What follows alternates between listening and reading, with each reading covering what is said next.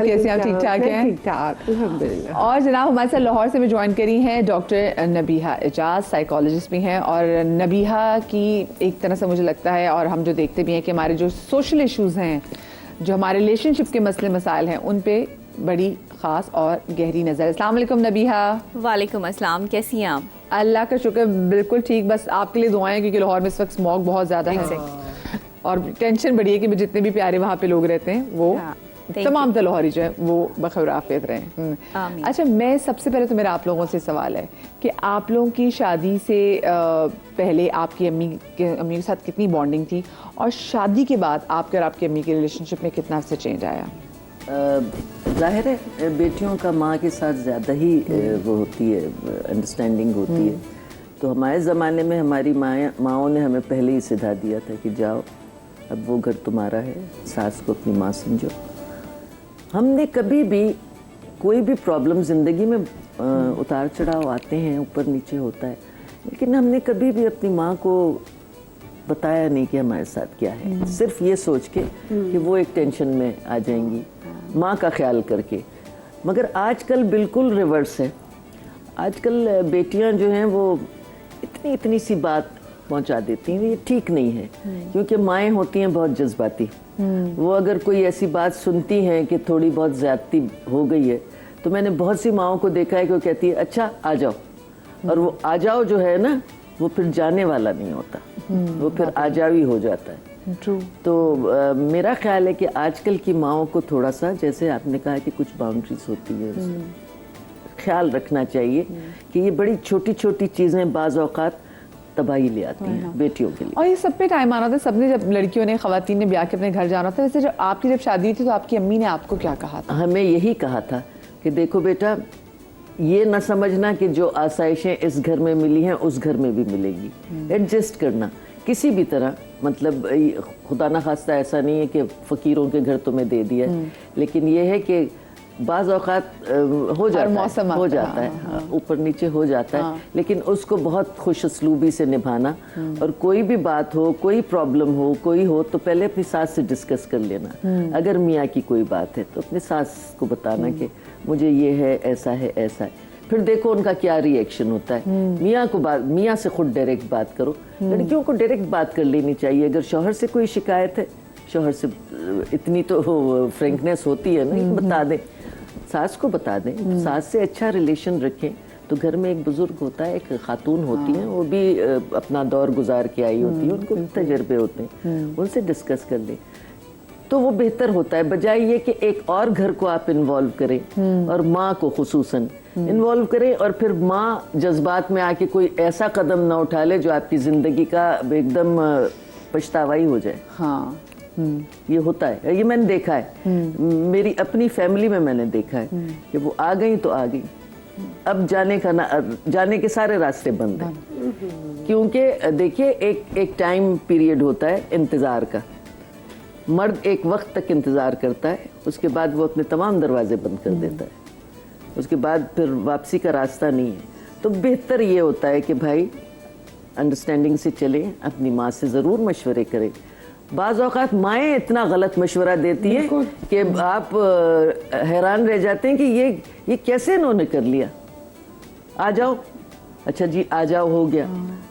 अब फिर माँ को भी एहसास होता है, और फिर वो बेटी से ज़रूर पूछती है कि आया नहीं तुम्हें लेने के लिए।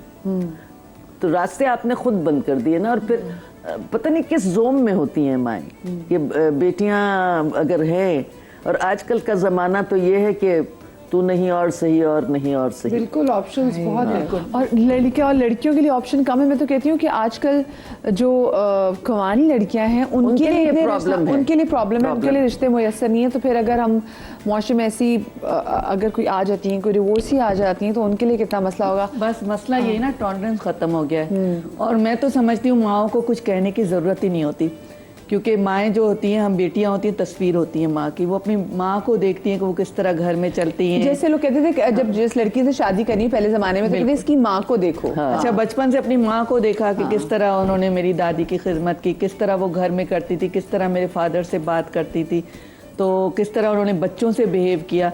तो उनको देख के हम अडॉप्ट करते हैं। बेटियाँ जो होती हैं माँ को देख के अडॉप्ट करती हैं। तो उनके कहने की ज़रूरत ही नहीं पड़ती। मैं तो समझती हूँ कि हम क्या करें क्या ना करें। तो जब मेरी शादी हुई उससे पहले मेरी बहनें, बहुत बड़ा गैप है हम दोनों में, बहनों में। तो मैं छोटी थी तो मेरी माँ से इतनी ज़्यादा बॉन्डिंग थी कि मैं उनकी एज अ फ्रेंड थी, सोती भी उनके साथ थी, बात भी उनके साथ करती थी कि मेरी बाहर स्कूल कॉलेज में कम फ्रेंड्स होती थी, माँ के साथ ज़्यादा होती थी। तो मैं उनको देखती थी कि बड़ा सब्र था उनमें, सब्र बहुत था। तो जो हमने सब्र देखा वही हमने आगे अपने ससुराल में जाके वही काम किया कि हाँ माशाल्लाह शादी के बाद से मैं अपने सास ससुर के साथ थी, उनकी खिदमत की। और अभी लास्ट ईयर उनकी डेथ हुई है तो उनकी दुआएं ली मैंने, और उन दुआओं से ही मैं समझती हूँ कि माशाल्लाह मेरे बच्चे आज बाहर हैं, ये पढ़ रहे हैं। मैं समझती हूँ मैंने कोई कमाल नहीं किया। ये होता ना कि इंसान समझे कि हाँ उसने बहुत कमाल किया। हम लोग जो एक कदम भी उठाते ना किसी की दुआ से उठाते। तो आजकल टॉलरेंस ख़त्म हो गया। लड़कियां समझती हैं कि बस उनकी शादी हो गई तो उन्होंने बस प्रेशराइज करना है अपने मियाँ को कि अलग घर लेके दो। अच्छा, अलग घर बहुत अच्छी बात है, लेकिन ये भी तो देखें कि वो अफोर्ड कर सकता है कि नहीं कर सकता। एक जॉइंट फैमिली में होता है कि आपके इन लॉज एक साथ होते हैं तो एक खाने का खर्चा बचता है, आपकी बहुत सारी, आपके बच्चे पल जाते हैं, अगर आप जॉब कर रही हैं तो बहुत सारा आपको सपोर्ट मिल जाता है। तो ये बातें लोग नहीं समझते। अच्छा, वैसे आपको क्या आपकी अम्मी ने कहा था जब आपकी शादी हो रही थी? तो आपको क्या कुछ कहते हैं, कुछ बातें माएँ समझा के भेजती हैं, वो क्या बातें थी वैसे?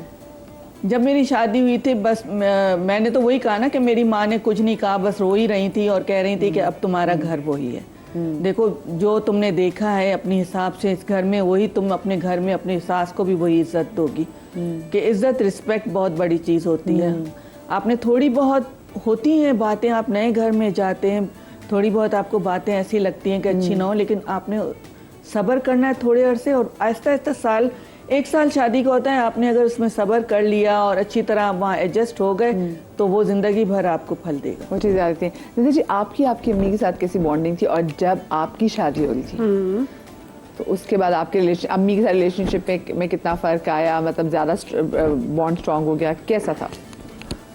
नेचुरल शादी के बाद बेटियों की माओं के साथ ज़्यादा अटैचमेंट होती है, क्योंकि आपको ना उस वक्त समझ नहीं आती जब आप यंग होते हो। माएँ रोकती हैं, टोकती हैं, उस वक्त आप कहते हैं कि बस हो जाएगा, ठीक है ठीक है ठीक है ठीक है, निकल गए आप। लेकिन शादी के बाद फिर आपको जब रियलाइज़ करते हैं ना चीज़ें कि जो माँ कहती थी वो ठीक था, हम गलत थे। फिर जब आपके बच्चे होते हैं उस वक्त टोटली आपकी सोच डिफरेंट हो जाती है। माँ कहती थी ना कि जी साढ़े बच्चे होंगे ना तो फिर ਤੁਹਾਨੂੰ पता चलेगा, और वाकई आज पता चल रहा है कि यार माँ कितना सही कहती थी ना। खासकर बेटी जब आपकी हो तो बेटी के लिए तो आपको सारे पर्पज़ खोल के रखने चाहिए ना, तो बहुत ज़रूरी होता है। क्योंकि आप जिस तरीके से आप बिहेव करोगे वही आपकी औलाद भी सीखेगी। मुझे लगता है, मुझे आगे नहीं मुझे पता कि लोगों की क्या सोच है, लेकिन पर्सनली मुझे लगता है कि अगर मैं किसी के साथ रूड होंगी तो मेरी औलाद में भी वो चीज़ आएगी। अगर मैं हम्बल होंगी तो मेरे औलाद में भी वो चीज़ आएगी।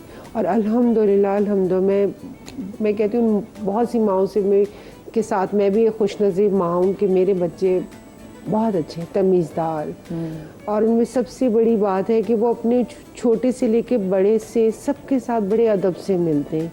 मैंने कभी अपने बच्चों को पर्सनली नहीं सिखाया है कि नहीं इनसे ऐसे मिलना है, इनसे से बात करनी है। हाँ, उन्होंने खुद सीखा है, क्योंकि हमने वो बिहेवियर अपने साथ रखा।